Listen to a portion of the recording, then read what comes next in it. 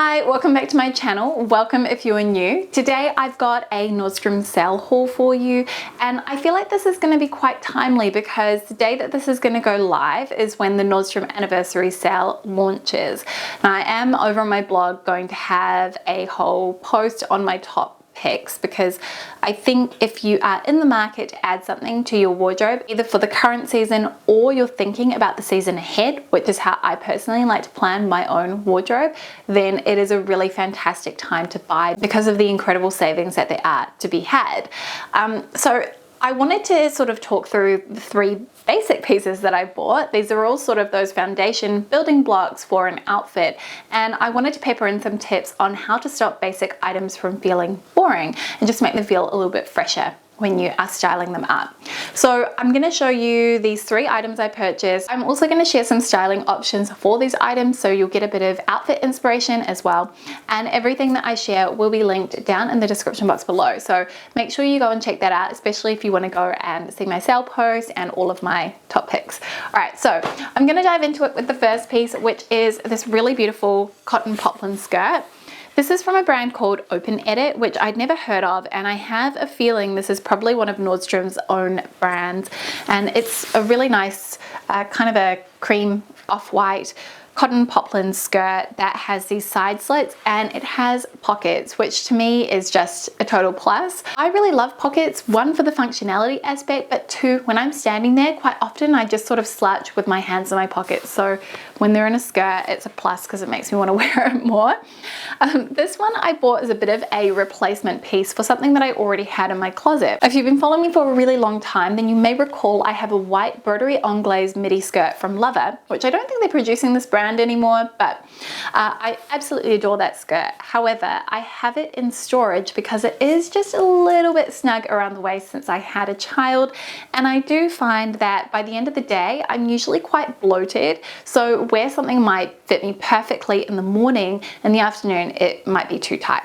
So I was really drawn to the fact that this actually has an elasticated waistband, which is very good if you feel like indulging or if you are someone who does tend to get bloated like I do. Now for me, part of the way to kind of make a piece like this feel interesting is all in the styling. So for the first outfit that I wanted to share with you, I'm wearing it very similarly to how you may have seen me wear my Lover skirt.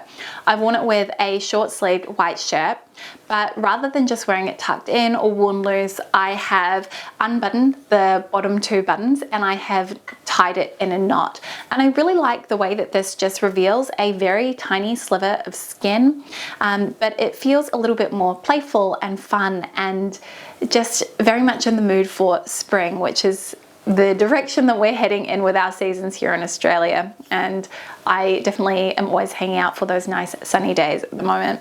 Then on my feet I've gone with a really pretty sandal, and again this is a place where you can really keep an eye out for basics that aren't basic. So I just want to show you the sandal.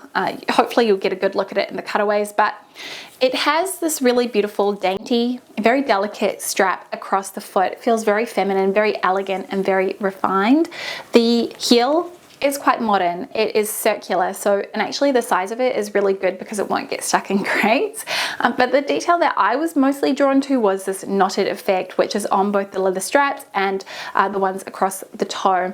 I just think that to me it feels a little bit different, a little bit unexpected for a shoe that is this dainty, and it's one of the things that made these shoes really interesting to me. So they're basic, but they're not basic at the same time. Oh, and I forgot to mention, I did get the skirt in a size extra small, just as I was looking at the measurements and the sizing and considering where I wanted to sit on my waist, and I felt the extra small would be the best bet for me because I want to sit higher waisted as opposed to lower on the waist, and that is something that I would recommend keeping in mind when you are shopping, especially if you're shopping online. Take real note of the key touch points of the item, so where it is fitted on the body, on the model, and then think about your widest points, and then you can really go from there in terms of recognizing whether you need to size up, size down, or stick with your true size. For the second outfit, I really wanted to introduce a bit of texture, and I think you know by now that I really love tonal outfits. I kind of feature them in every single one of these videos, and so the key element here is the knitted vest top, which I've actually worn loose. And this is something that I'm going to reinforce a lot in my upcoming videos, but is to actually play around with the styling of items and not get stuck into one particular rule. So you may have heard me say in the past that it's really nice to accentuate your waist and tuck things in. I actually think that wearing something loose and having just that little bit of overlap within the hem of the top and then the waistband of the skirt is actually very interesting, and it feels a lot fresher to me and a lot more modern, which is something that I'm trying to inject into my outfit. The jacket that I've worn is a simple trench coat, something I'm sure many of you will have in your wardrobes. And what I liked about what this added to the outfit was that it played around with the proportions in terms of the length. So you can see that the trench coat actually cuts off a lot higher than the hem of the skirt. And I think it just creates a really nice, interesting shape, and it doesn't add too much additional bulk. It doesn't feel too overwhelming. This outfit would feel very different if I'd worn it with a really long jacket instead. Then on my feet, I'm wearing my two-tone pumps, and I liked what these added to the look because they have that black toe cap. And when you're looking at this outfit, there isn't really any particular detail which is catching your eye until you get to the feet and you see that little black toe cap. And I think that it's also quite elongating in that respect as well. The second item that I purchased was a basic t-shirt, and I know I've got so many already. I'm gonna link a video up in the cards where I talked about the best basic t-shirts if you want to go and give that a watch. But for me, this was all about adding a little bit of extra color into my wardrobe. So this t-shirt here is just a simple crew neck from Levi's, and it's made from organic cotton. I got the size small, so you can see it's got a slim fit to it. But yeah, it was the color that really drew me in. It is this lovely sagey seafoam green, which to me is one of those colors which pairs back a lot with neutrals very effortlessly. And I felt like it would be a nice way to transition my wardrobe into having a few different options, because my color palette can be a little bit limiting sometimes. I wear a lot of beige and I do want to branch out a bit. So this felt like a nice way to do that. And I think that that's a really fun way to actually make your basics feel a little bit less basic, is to look for them in different colors. So I'm not necessarily saying that you need to go out and get a bright pink or a bright blue basic piece. I think these more subtle tonal colors are actually much more easier integration into your wardrobe, as I was saying. So this one here, I really wanted to show you how I feel like this can elevate my basic outfits. So the first look, I wore it with something I've actually worn many times before. I paired it with my favorite sort of slim straight leg jeans and then a really big oversized coat again. Now the coat again is mohair, so it adds that really nice element of texture to the outfit, and you actually kind of have that with the frayed hem on the jeans as well. But what I liked about the combination here is that it's a tonal aspect. It actually has, you know, those similar tones to the t-shirt, and you probably can also see that reflected in the jeans as well. So even though I'm wearing quite a bit of color in this outfit, because I'm wearing so much of the same color and all in different tones, it feels very pared back. It doesn't feel in your face. It just feels quite relaxed and soft, which I really like. I did wear a tan leather belt because I don't really have anything that is a lighter color, and I thought black would be a little bit too stark a contrast for this outfit. And then on my feet, I am wearing a nude pointed toe flat, which again just has that similar sort of a neutral to cool tone element, which is reflected in the other items that I've paired with the t-shirt. Now there was another outfit I wanted to recreate with this t-shirt, and it was a denim short blazer combo. So I've gone for a really deeply saturated blue denim short. These ones have a nice A-line silhouette to them, which I really like. I think it's very flattering, especially having that nice wide leg opening. Then I have worn it with a linen blazer over the top. And what I like about this blazer in particular is that it doesn't have a lapel, so it is collarless. And this I think creates a really nice clean line down the front of your chest, and it actually has a really nice shape to it as well, the way that it curves around the hemline. And that is just something that is a really nice soft detail and really plays into the soft color of the t-shirt.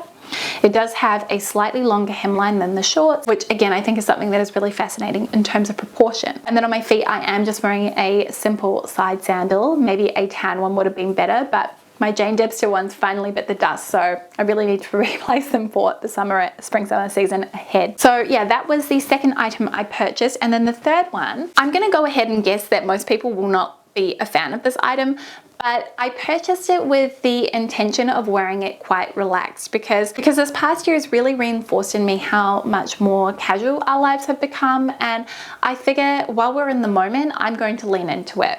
So I got this Free People. It's an off-white, it's kind of a soft seashell beige color, I would say. And again, part of it was that I really wanted to get basics that weren't white, grey or black. So this kind of ticked the boxes from that perspective, but it has these other little details which I think are really interesting to me. So it has this frayed raw edging, which hopefully you'll be able to see it in the cutaways, but it's along the collar here and also along the seams, which to me it just adds that little bit of extra detail. Then the other thing I really liked is it has really, really long sleeves, but they also have, what do you call this here, where you can pop your thumb through? It's got little thumb holes, so it keeps your hand warm, and then it's also really, really long. So I thought that this would be a nice one to wear. It's like a little tunic or something like that. If you were petite, this actually would work as a dress because it does come halfway down my thigh.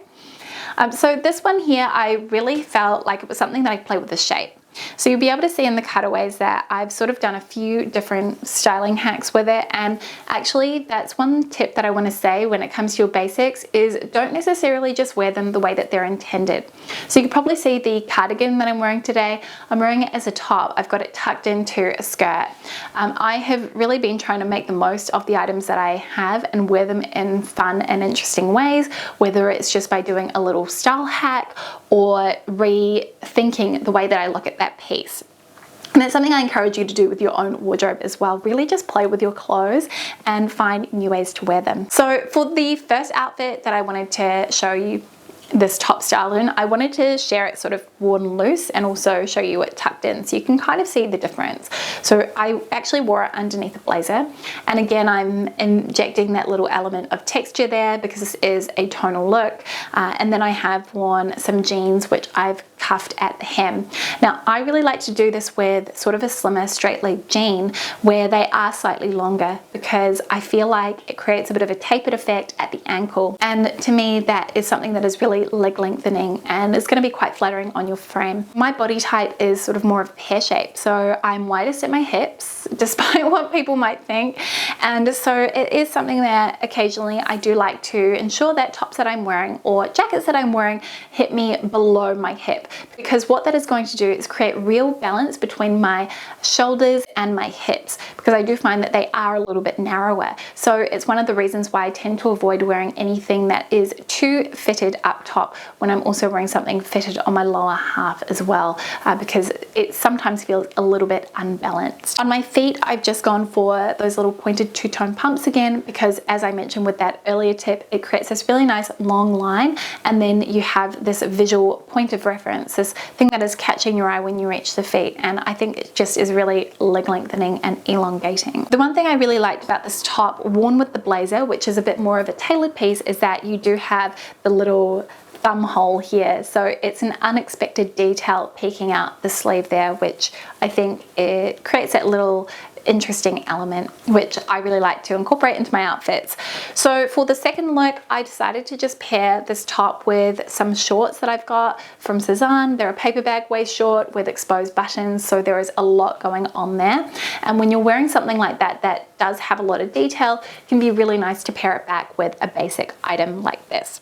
So I've just worn it loosely tucked in, but I did play around with the styling of this top and I found that there are a couple of other ways that I could wear it quite easily. So the first way being to pull all of the excess fabric to the back and then wrap the fabric across and tuck it under. So it almost creates this bat-winged sleeve top which is cinched in at the waist, and you could crop it really easily like that. I thought that was quite an interesting way to do it. I also folded up the sleeves, so I pulled them up on themselves and then back down so that I wasn't really exposing the seams on the inside of the sleeve.